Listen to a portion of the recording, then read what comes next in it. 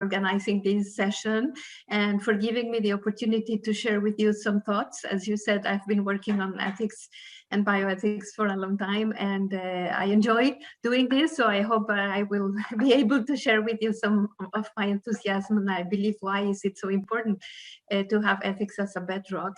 And if you will allow me, I will start by explaining a little bit what do we mean by ethics, because it's not self-evident, and there are many misunderstandings about what ethics is. And some people think, and I'm not speaking about now, I'm speaking about my more than 20 years in this area, that ethics is something that either it is a set of principles that are written and that we just have to follow them, or that it is something that hinders innovation and research and is there to stop it, and it's absolutely not the way. So this is why that's not what ethics is, and that's why I would like to give you an idea what is ethics, and then I think it will be clearer for me to explain why do I think it should be the bedrock for development of these technologies. So as I said, it's not a set of principles. In fact, it's a decision-making process. It is about what we decide, who decides, and when decides about what. So there is like 3 levels. Technology, from the technological point of view, we can go everywhere because technology has its own pace and can do almost everything, as we have been seeing lately. But then there is a need for society as a whole to have a reflection about, okay, what will be the impact? Where do we want these technologies to bring us? What kind of society do we want to have with these technologies? How can we make sure that we make the best of these technologies? So that's the second level, which is the ethical reflection.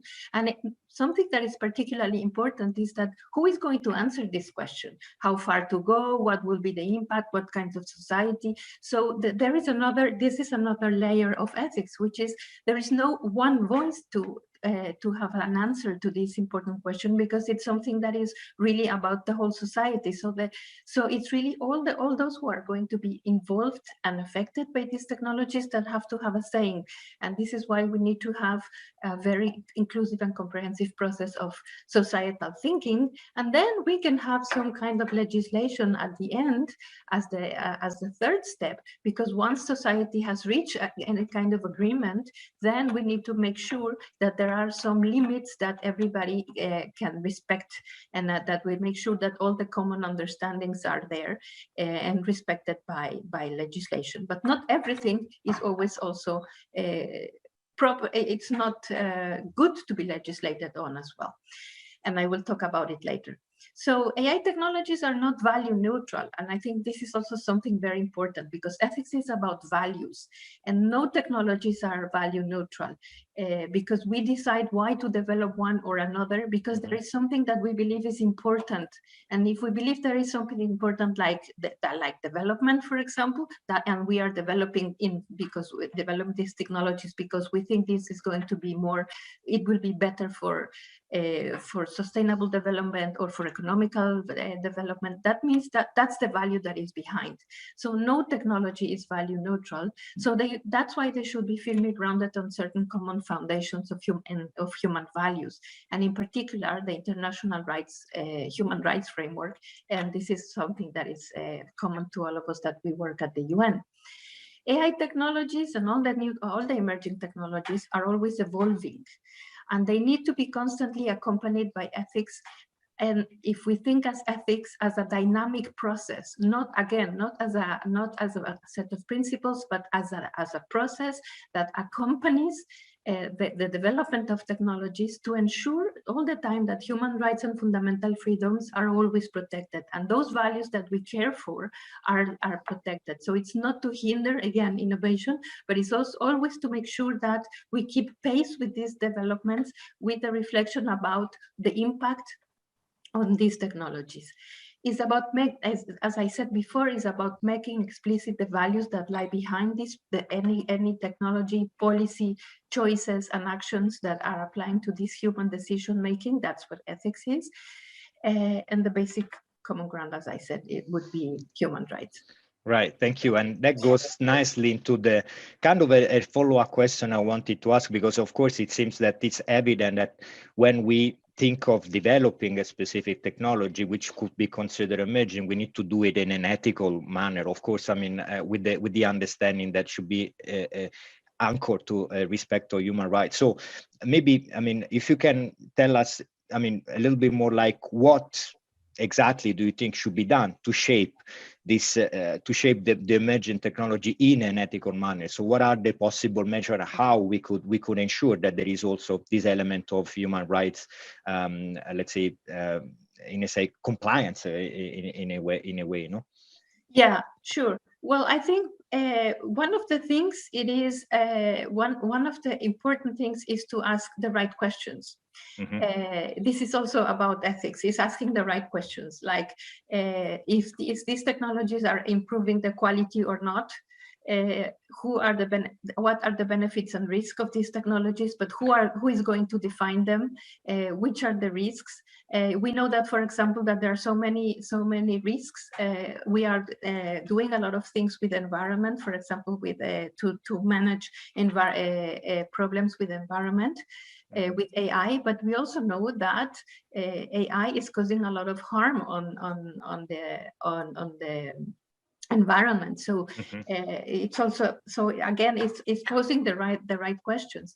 We one of them is, how are we going to avoid all these biases that we know that are not only gender but ethnical, cultural biases, right? Or how are we going to make sure that if in recruitment processes, in the judiciary area, we are going to use these technologies? How are we going to make sure that this is not going to hinder any the human rights and fundamental freedoms? So I think one of the things, again, is going back to ethics and asking the right questions and making sure that we have these very inclusive and very multidisciplinary and pluralistic approach, which is why it goes to the ethics. Because if we go back to who is going to ask these questions and answering them, so the idea is to have this very comprehensive reflection around the world, with all the different target populations that are going to be affected or included in these technologies, and then having them in the discussion. Civil society is very important because, for example, we know that many times the decisions on which technologies we are going to develop or are we going to invest them, they are also very much influenced by the ideas or the hopes, either by the developers or the civil society or some particular stakeholders. So that's why it's so important to have this very comprehensive, with people that have different ideas about what technology is. We know that culture, the relationship, for example, between culture and technology is very different. It changes a lot if you go to one culture or another, how they interact with technology. So that's why having a very comprehensive dialogue, very inclusive dialogue by all the people and all the stakeholders and shareholders is one of the best ways to ensure that it's going to be ethical, because then you are going to make sure that all the right questions and the right issues are going to be taken into account. Right. So, of course, I mean, it looks like, multilateralism and multi-stakeholderism, is one of the key components, because, I mean, also in so many other areas, I mean, we need to take into consideration the voices and the views of everyone. I mean, you were touching on something interesting, which is about the kind of a legislative process or the policy-making process, which, of course, it would be the kind of, from my perspective, an end result into that. So, I mean, at the end of the day, the discussion that might be taken at the international level would generate, kind of a piece of legislation, I mean, on ethics at the national level. This is how you see the process from the government taking, just to understand maybe, and also give some, not inputs or indication, but just some of the views on how all this dialogue is translating into something that can be actionable and can be concrete. So at the end of the day, we are envisaging to have, let's say, legislation specifically, or pieces of policies at the national level specifically on the ethical use. That's maybe what you are seeing also in your experience. Yes, I mean, I want to tell you what we're doing also in Yeah, UNESCO, particularly right now on artificial intelligence. But just yeah, before I go into the details of the recommendation that we're working on, I want to answer your question because, as I said, one thing of the ethics is all this reflection, and right, then goes, and then the third level is the legislation. But there are right. many things that you cannot legislate, Okay. and it's better not to legislate because technologies go very fast, Hmm. and maybe your legislation will be useless. Hmm. And many things are about a conflict of values, and legislation has no response for everything. So, and Right. that's why you need all this ethical reflection accompanying all the time, because it Okay. also helps you to solve issues at the moment when there is no regulation. So it allows you to also to identify new legislation that you Hmm. might need, but Hmm. also to solve problems that legislation will not allow you, because not everything is codified. So Sure. that's why the ethical reflection is so important. And so Hmm. it's about having national frameworks in the at the legislation level, Hmm. or guidelines, but it's also about having ethical bodies and basically ethical bodies to Hmm. have reflections on this, to help governments to make decisions, or Okay. to help developers, for example, in the universities, or for example, in medicine is very common, in research, clinical Hmm. setting, it's very common to have but I think this is a practice that should be also be translated into, I mean, Transpose. replicated Yeah. Yeah. Yeah. replicated in Hmm. these new areas, because it's about the same thing. It's about, okay, we don't have any legislation, but we have two possibilities. Both could be good. There is no Hmm. legislation, there is no only one right question, right answer, but we have to make sure that it goes in the right way that we want. So it's ethical reflection that will help you. And these committees are also multidisciplinary, Right. and they have different ethical visions as well, Hmm. which is very important, because if you put together people that think alike all the time, that will not help. You need to have this dialogue, and not to hinder, just to make sure that everybody's in.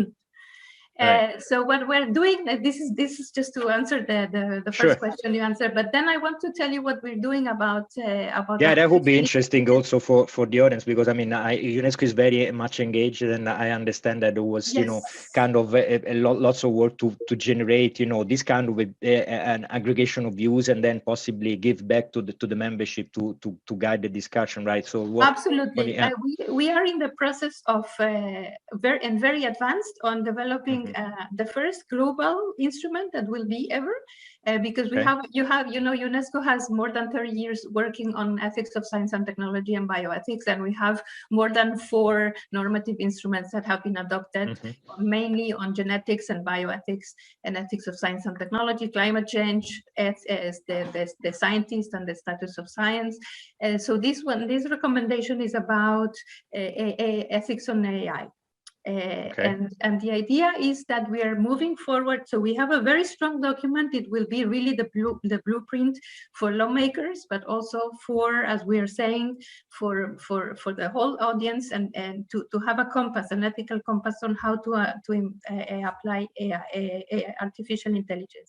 We are approaching it so our instrument goes from the how, no, from the what to the how. Okay. So we have values, we have principles, but we have policy actions, and we have Okay. tools to implement it, and tools that will allow every member state to also assess the impact of these technologies at the national level, and also to measure the readiness of each of the countries where they are, because in UNESCO we are 193 countries, and this is Hmm. one of the beauty of why we can really apply what we believe that ethics is, Right. because we are dealing with countries that have, on one hand, no access to internet, and the others that are already thinking about better ways to make sure that confidentiality is well kept. So the main features of our recommendation is, first of all, to go from the what to the how, with very concrete policy actions that include, for example, ethical impact assessment, data governance, of course, education, culture, science, and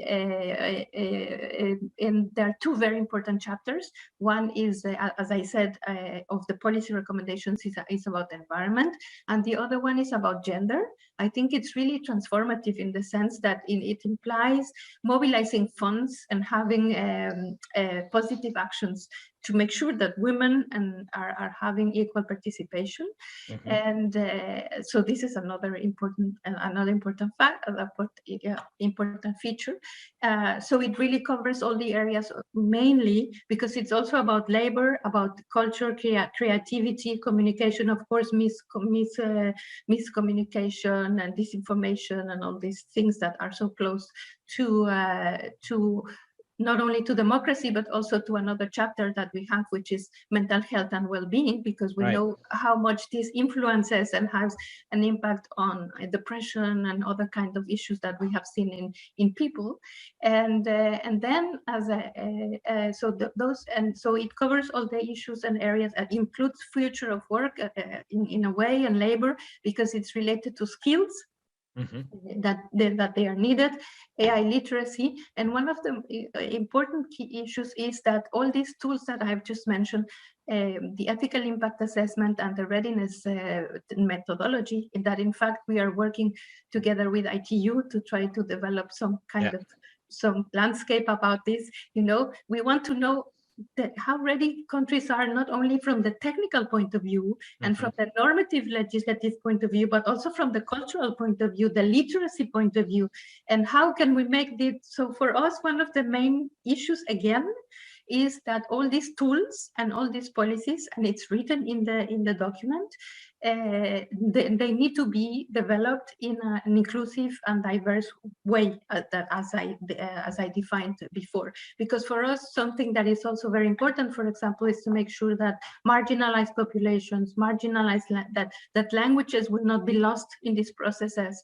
that we're doing. So it's not an approach of risks only when we're speaking about the impact assessment, but it's about, because when you have different stakeholders around the table, you can also discover new possibilities. Because if you explain what it is about to people, they can say, can you help us, for example, to save our language? And maybe you will be able. So I think it is very important. And again, I'm coming back that the ethics is not to hinder, but it's and the inclusivity and diversity is really to promote the development and making sure that as we say at the UN level, leaving no one left behind. No one behind. And lastly, I just want to say that we are very advanced in the negotiation of this document. There was an intergovernmental committee that already now in June finalized a text that is going to be presented to the General Conference now in November. So it's still to be adopted by the General Conference, but we have started from zero during COVID. So the first draft was prepared by 24 independent experts from all the world. And this draft was, very, how we work in the UN. So it was these 24 experts were very balanced in not only backgrounds. I think it's super important, all of the backgrounds, but all the geographical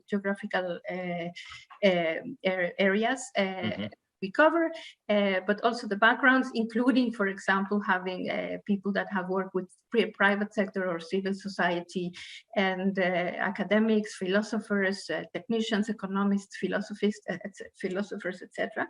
Then it went to a very wide consultation process for months, and we got more than 50,000 comments back.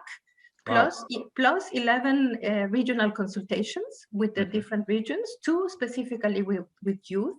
Also the private sector participated, and the whole UN also provided us with inputs. All those comments were put back by the experts to that draft, and then that draft went to member states. And member state made the first comments that the Secretariat integrated, and that was the text that was just right now negotiated. So as you can see, also the process very inclusive, very multi-stakeholder. Exactly, we are trying to be very coherent with what we preach. Yeah, well, that's good. I mean, and also I think the other element is that I think that's one of the very valid example of how the UN system as a whole can work together. Because I mean, some of these issues are so cross-cutting that you cannot isolate them belonging to one specific organization. Of course, I mean, each of us has a specific mandate, and it's good good to have a role as a lead facilitator, but at the end of the day, I think, it's good to have this kind of a multi-dimensional and multi-purpose and multi-entry process where, each of the agencies and each of the entities within the UN can actually contribute. All right, Daphna, thanks a lot. I think you were really, really exhaustive into the answers. Maybe what we can do is that if you have some kind of a link or if you have a reference, you can put it in the chat. So then, a participant can actually start accessing, the resources, the material, because even if it's still under negotiation, I think it would be good to have an understanding in which direction, you are going. And then that might be an inspiration for some of us and for some of the people actually sitting here and for the whole community to have an understanding. So I don't know, how we are going to interact with participants. For me, it's an open process, so feel free to submit anything in the chat, or I don't know, maybe I refer to our colleagues from the moderation part. If people can take the floor. We still have like 7 minutes left, so any kind of interaction with you, if you have questions or requests for clarification, I think Daphna is here, more than happy to answer. Absolutely. I was very slow, so I'm asking for the link. I should have it. That's fine. That's fine. No problem. but it's a very good idea, so I'm asking for it. Okay. Okay. So someone wants to jump in through the chat, or if you have comments or questions, we are more than happy to take them. Yeah, so I'm not seeing anything coming through either from the chat or from Yes, Marco, we have one hand raised from yes, please go ahead. Mr. Asado. Okay, morning. Yeah, good morning. Good morning, can you hear me? Yes, we can. I'm Chike Asado from Nigeria. I want to appreciate the comments made, but there's one clear area I would like the presenter to make. You are in UNESCO and you are collaborating with ITU on some sensitive materials, particularly as it affects concerns by so many. Sometimes these meetings or engagements you have are mostly related to either UNESCO or ITU. Please, how can you involve people from these least developed countries or lands of this conference? Is how do you listen, filter down to those who are less are the possibilities of improving and also involving them in decision making? Thank you very much. Okay, so I think I understand the question, Daphna. I don't know if you got it, but the okay. So the question is, okay, most of the time the discussions are within the UN. Between ITU, UNESCO, and others, and then how you can engage, the least developed countries. So I can give an initial answer maybe here, just to make it short, because maybe the other participants wants to interact. As Daphna was saying, the representation of the ITU, UNESCO by chance is more or less the same membership, is actually 193 member states, and that means the overall let's say community, national community. So there is by default an engagement by least developed countries and developing countries. Now, of course, the level of participation varies according to the level of interest by governments, but as Daphna was saying, UNESCO is very well known to engage also other communities, not necessarily governmental, so civil society, academia, research institutions. So I think there is a really wide participation by all the different communities, and of course, despite the effort that the UN system is putting in place to ensure and encourage participation, at the end of the day, is also up to the other part, to express interest and to be part of the consultation. Because I understand from Daphna that the process was so open that we got back 50,000 comments on the document. So I guess that there was a very wide participation. Yeah, Daphna, maybe I can already tell you that one of the bureau members of the intergovernmental committee was from Kenya, and we had a very strong representation from African countries in the negotiation. And we had three regional consultations in Africa. And they were and these regional consultations, as Marco was saying, were not only governmental representatives, were civil society, were academics, and we are already engaging with African experts as well, and other again from all the regions, experts and different stakeholders, also to build the tools that I just referred to. So I agree with what Marco said. We do all the efforts to bring together. That's why we think that the recommendation that we're building is also important, because it's the only one that will be the only global, because there are already a lot of principles on trying to regulate, not to regulate or to frame the use of artificial intelligence, but they don't include more than 30-something countries. And one of the most important features of this one is to include the Global South. And I don't know, but for UNESCO, we have two global priorities as organization. One is gender and the other one is Africa. So just to add to what Marco said, that I fully agree and subscribe. Yeah. So again, the idea is that it's a bidirectional interaction here. From one side, of course, the entity is trying to facilitate the process of inclusion, but on the other side, there has to be also interest and willingness from the community to engage. Because there is, I mean, it's a mutual, interest approach here. Okay, so I don't know if we have other questions, but I mean, it's just 1 minute left, so I don't know if we want to take more, but right. So. I think maybe we can close here, because we have another session, I mean, in 1 minute, so I want to keep the time sharp. Well, again, Daphne, thanks a lot for your input here, and I hope we'll be able to, I mean, even through the engagement platform that we have available for the Emerging Technology Week, to provide a little bit more additional information of your work and the process that UNESCO is following, so everyone that is actually linked to the platform can benefit from these resources and possibly use it as they see fit. So let me also, I mean, just a little bit of a housekeeping here. So again, thanks a lot, Daphne. Next session will be with John Homo, which is the Secretary General of the African Telecommunication Union. Of course, everyone knows it, for the session on connectivity for inclusive digital society. So please stay tuned, stay connected, and we will move swiftly to the next session. Daphne, thanks a lot. Thanks for all the participants, and I mean, I'm sure we will keep in touch. As Daphne was saying, UNESCO and you are always working together, so that would be not of course the last time we are going to interact. Oh, no. John, all right, thanks you so Daphne. much, Marco, and thanks to you. Marco, it's good to see you. It's good to see you. And, yeah, same here, John. Same here, John. You can take over. Okay, all right, thanks a lot. Thank you very much. Thanks a lot. Bye. Yeah, Thank you. Bye-bye. Thank you, Marco. All right. Bye-bye. Bye. Bye-bye. Recording stopped. Recording in progress.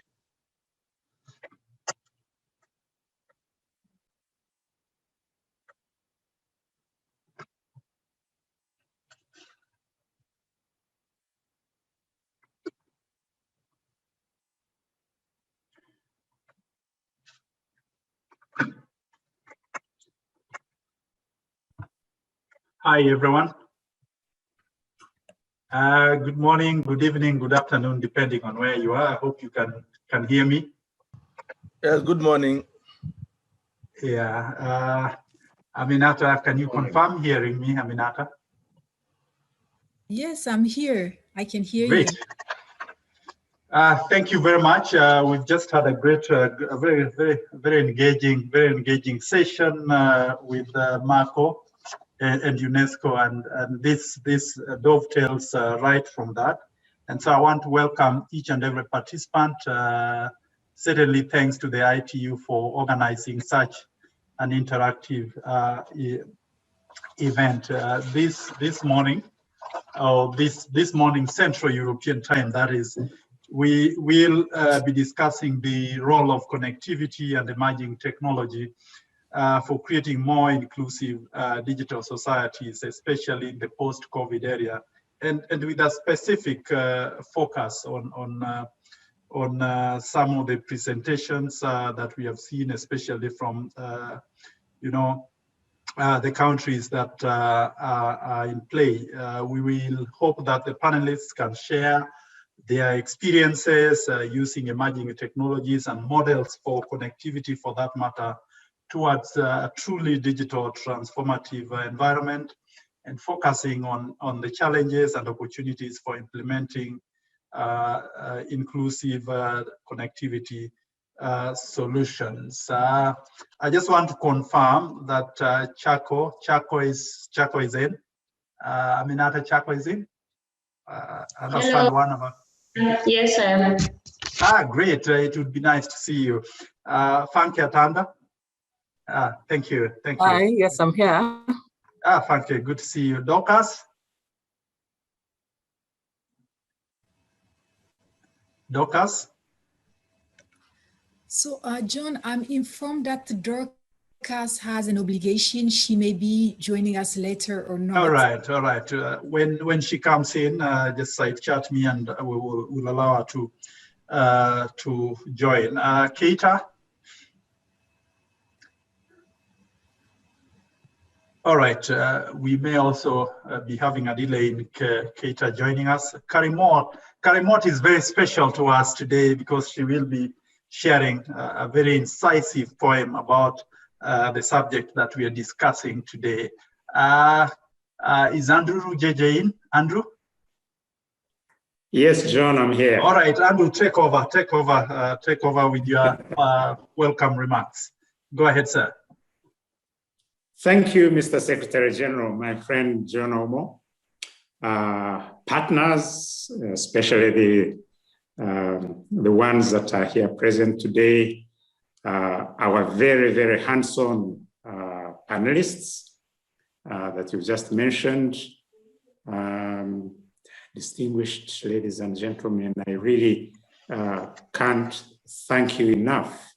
I want to extend grateful thanks and congratulations to all of you, particularly those that decided to spend their time here this week, but also on behalf of ITU in the Africa region, to extend my thanks to the organizing team who have done a tireless job to make this a success.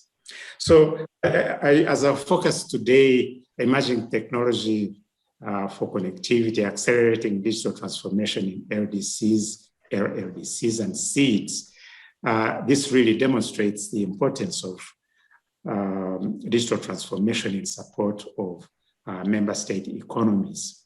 The emphasis on LDCs and seeds is quite important for the development of the world, and particularly for Africa that hosts the larger number of these countries. And additionally, the COVID-19 pandemic that is raging through the world right now, wave after wave, has shown the importance of ICTs for resilience and sustainability of countries all over the world. I do believe that we are all virtually connected, and I'm borne out by World Bank study on the pandemic, which says that it has impacted the world economy since 2020 by 5.2% shrinkage in GDP. And that is not only developed countries, it just shows happens to your neighbor happens to you as well, as we are all interconnected. Coming to this subject of today, connectivity for inclusive digital societies, the title is self-explanatory, but it's very pertinent to ITU, as our mission is committed to connecting the world. And of the 3.7 billion unconnected, the biggest chunk of those is in Africa. No, let me rephrase. the larger share of the market / opportunity is on the African continent. Now, what I'm saying is significant to me, because Africa is not just some unfortunate place that is unconnected. It is more than that. It is a market for those that are struggling to where to put their goods, their technologies. During this pandemic, I've seen wave after wave of young people creating online e-commerce tools, e-commerce services that are changing, trading really, sending things from Africa, bringing things to Africa. So connectivity and inclusion of everybody all over the world is important, and not being seen just as a recipient, but also as an opportunity. And this is why connectivity is at the top of BDT agenda, to assist our member states in developing countries to get to that level where there is trade, and more trade, less donations. We are at ITU guided by the PP resolutions and Connect 30 goals and targets, whose goal number 1, for example, and on growth, is to enable and foster access to and increased use of telecommunications ICT in support of the digital economy and society. And its target 1.7 is that by 2023, 40% of the population should be interacting with government services online in addition. We also have regional initiatives, Regional Initiative 2, which is on promotion of broadband emerging technologies. So it's not for lack of initiatives. It's not for lack of goodwill. It is time to get together to address this issue of meaningful connectivity and digital inclusion. No one entity can do this. No one entity can do it alone, and given the mutual interests that are evident that would result from universal connectivity and digital inclusion of the whole world, not just Africa, we need to all come together in a common effect to bridge the digital gaps.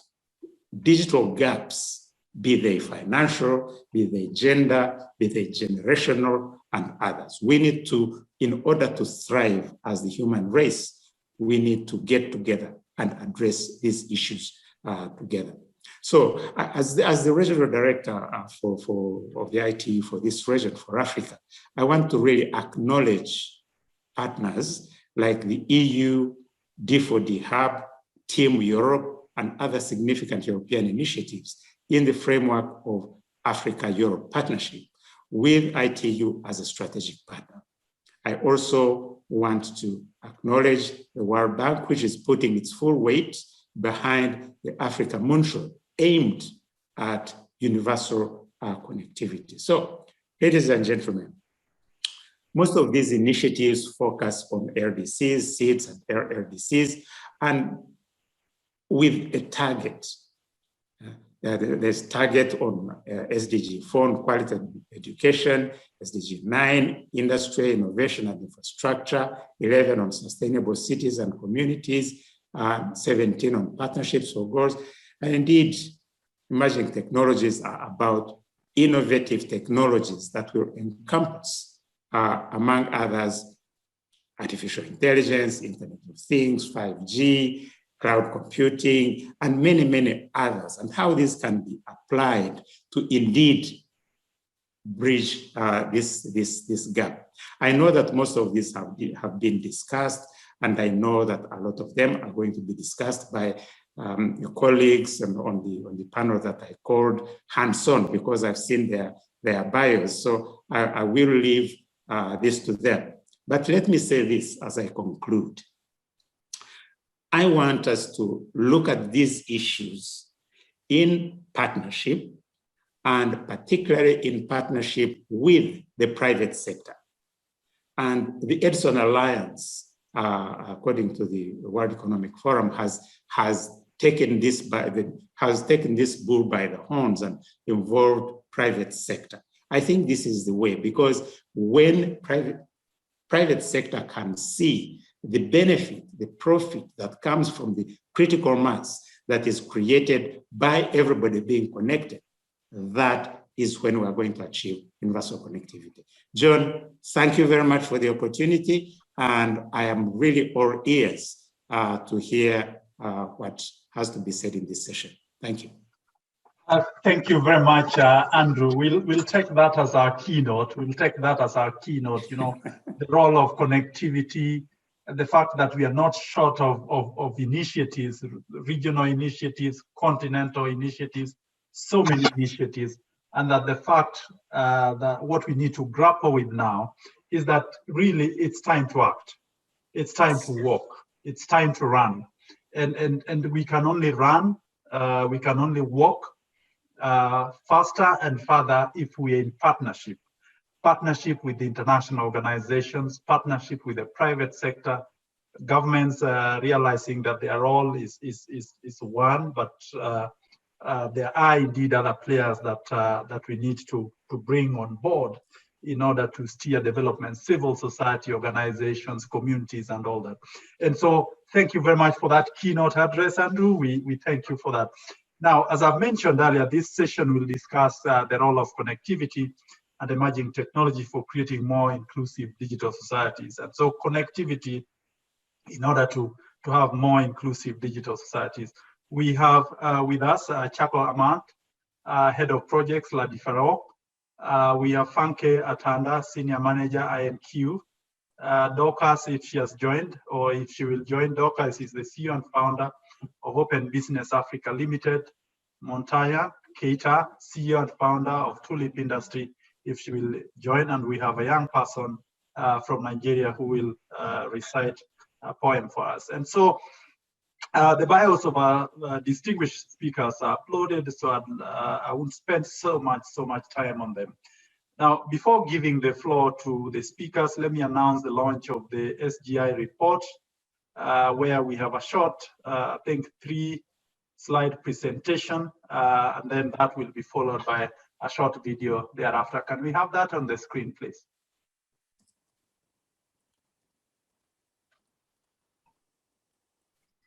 Go ahead. Drissa, do you want to take that? Hello? During a health crisis, access to information is crucial. Digital technologies can connect us to vital health services. Vulnerable people, including people with disabilities, face a higher risk during a pandemic. Unable to use digital services, mobile phones and computers that are not in accessible formats. People with disabilities are often cut off from essential health information and services. The COVID-19 crisis is proof that we need to include everyone in the digital world, regardless of gender, age, ability or location. 1 billion people live with some kind of disability. The United Nations identifies access to information, including digital information and the internet, as a basic human right. How can we make sure that people with disabilities aren't left behind? The latest Digital/ICT Accessibility Report, co-created by ITU and its members, encourages implementation of digital accessibility requirements, policies and strategies, and shares valuable good practices to make digital information, products and services available, affordable, accessible to all people, including people with disabilities. Working together, government and industry, along with people with disabilities, can make digital inclusion a reality for all by creating policies, standards and frameworks that incentivize the design and implementation of accessible ICTs and assistive technologies, by making public spaces barrier-free for people with disabilities, by promoting accessible e-education, by ensuring that web technology and digital content are developed in accessible formats and are designed to be compatible with assistive technologies, by promoting information about available accessibility features and about compatibility with assistive technologies like hearing aids. Digital accessibility enables people with disabilities to fully participate in the growing digital world of health, education, economic and social life. Digital accessibility can offer education and employment opportunities, social and economic development, and ensure independent living for people with disabilities. Digital accessibility is fundamental to inclusivity and to better connect the world. Working together to connect. www.itu.int.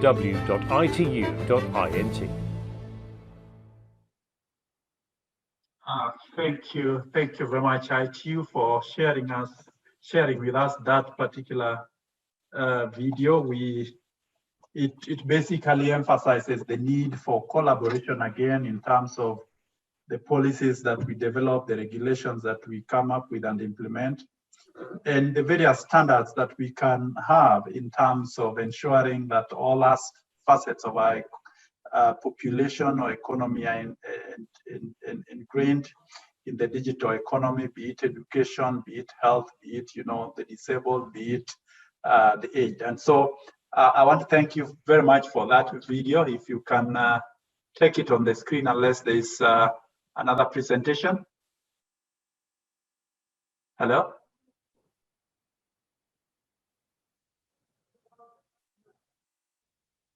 Is there another presentation? Yes, there should be one. Okay. Can you please confirm? It's okay. Right. Great. Go ahead. Go ahead. Okay. Thank you very much to the ITU team. Thank you, John. Thank you, Aminata, for this invitation and the opportunity to speak here. And I will be focusing on emerging technology services, the solutions that we have put together as an organization to enhance connectivity, to further speak to the digital play. We speak of digital transformation, digital journey. The world is going digital. And so we'll be looking at emerging technology solutions from our purview. If you can just go to the next slide, please. Okay, and so I am from Inc. Digital. We're a Pan-African cloud and digital service provider. And the focus now is on cloud and digital. We predominantly have been seriously focused on connectivity, but now transforming and evolving to intelligent connectivity with other cloud and digital services as overlay products.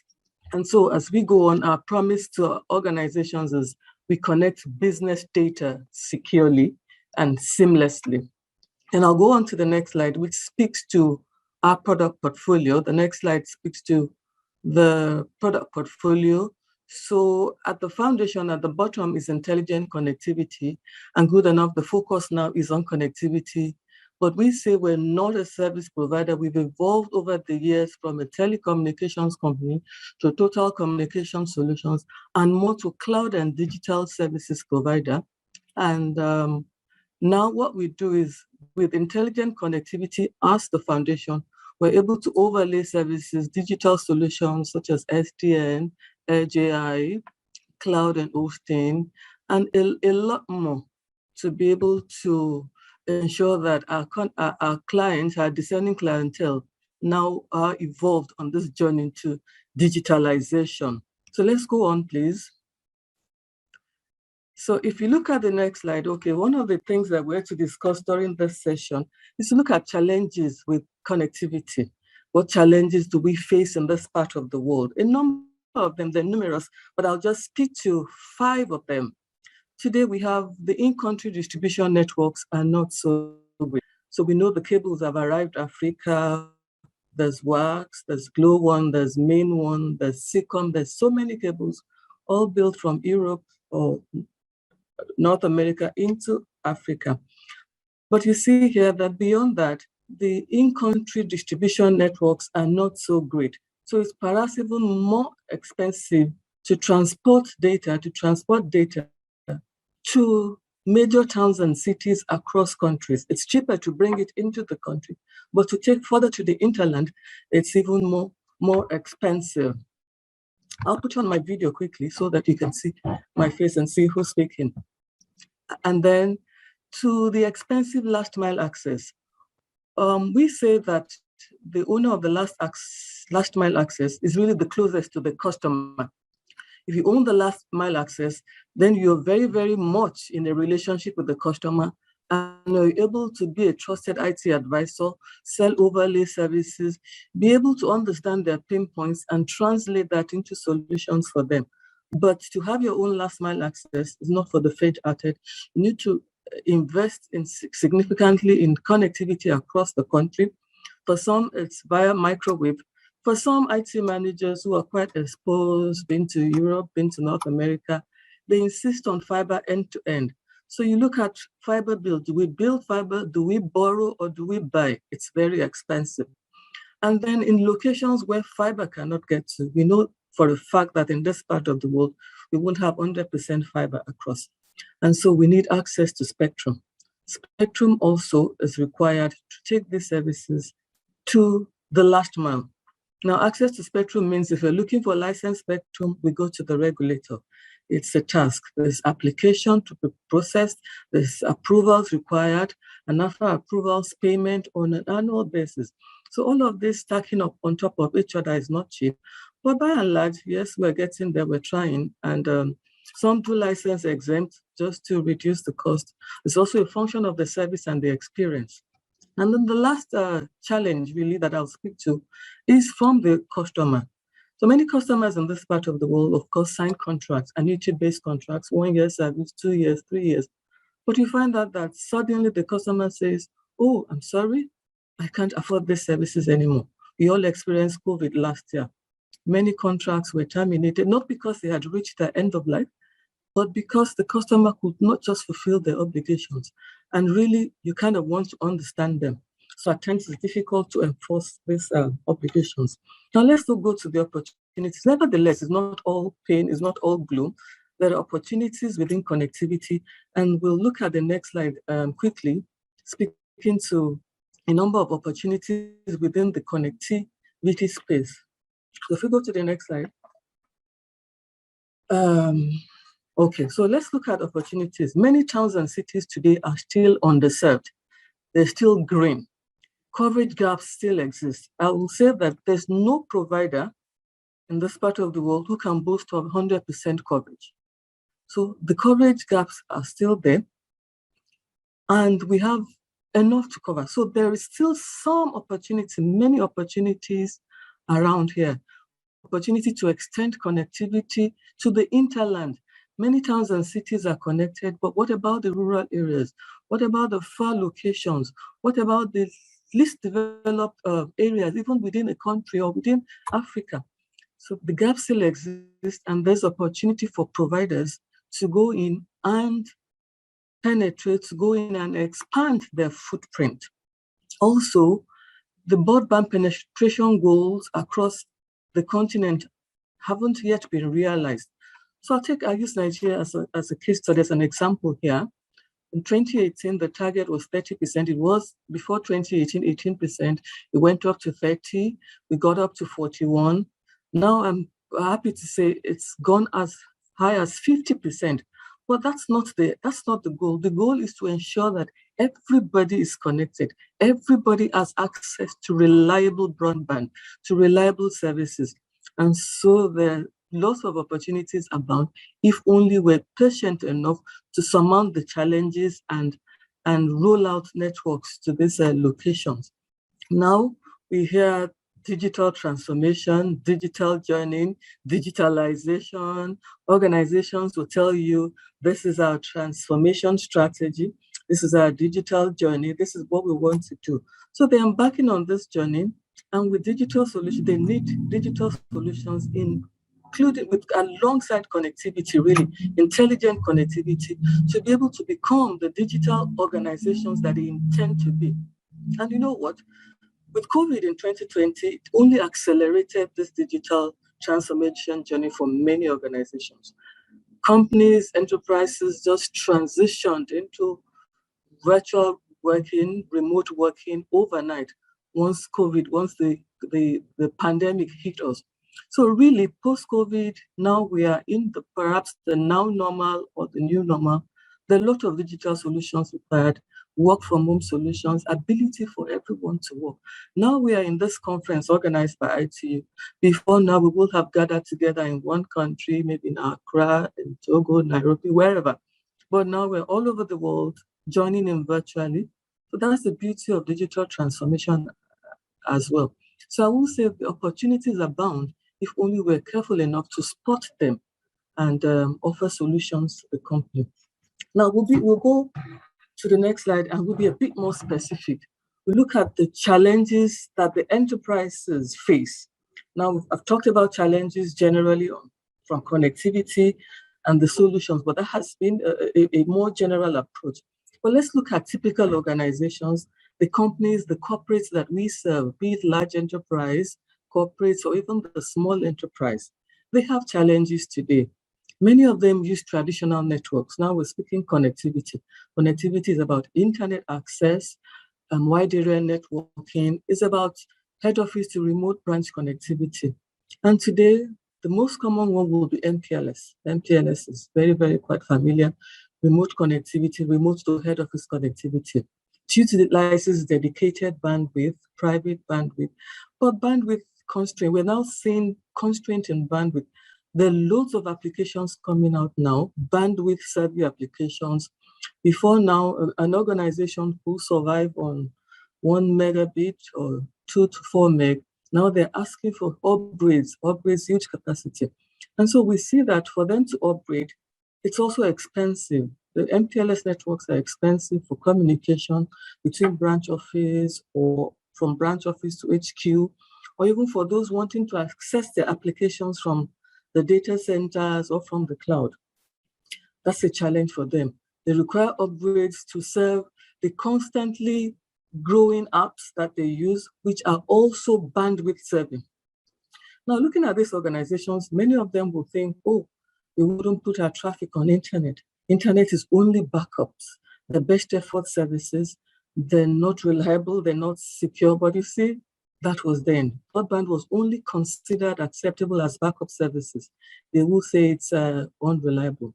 But then it's a challenge within the enterprise enterprise organizations. Also, security is a major concern for them.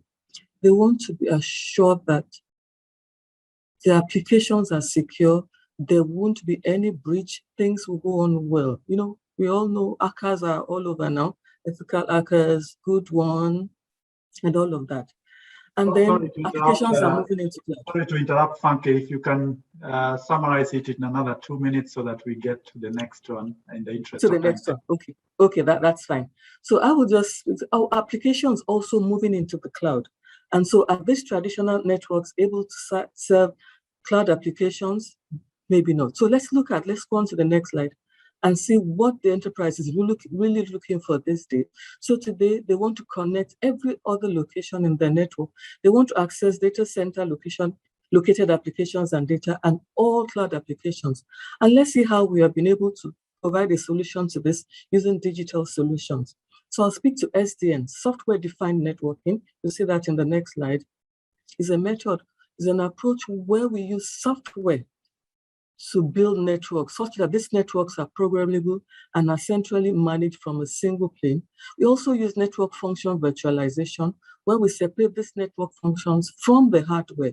So everything now becomes virtual. You do not need to stack up routers, switches, firewalls, but you do that with UCPs, non-proprietary equipment that are able to provide all of these services all in one box. Okay, let's go on. And how do we do this? We're able to transform our organizations, and I'll summarize quickly with what we are able to do with our organizations as we transform with these digital solutions. Next slide, please hit enter. And so it's an all-in-one box approach. Everything happens in one box. It's plug and play. They're not locked into any vendor. It eliminates switching costs for them. They're able to deploy in quick and short time. They're able to predict their OPEX and CAPEX, spin up licenses, software licenses as fast as possible. They're not buying devices, and they're able to manage their network from a single point. And all critical applications are prioritized. In fact, with this solution, the network is being transformed to a digital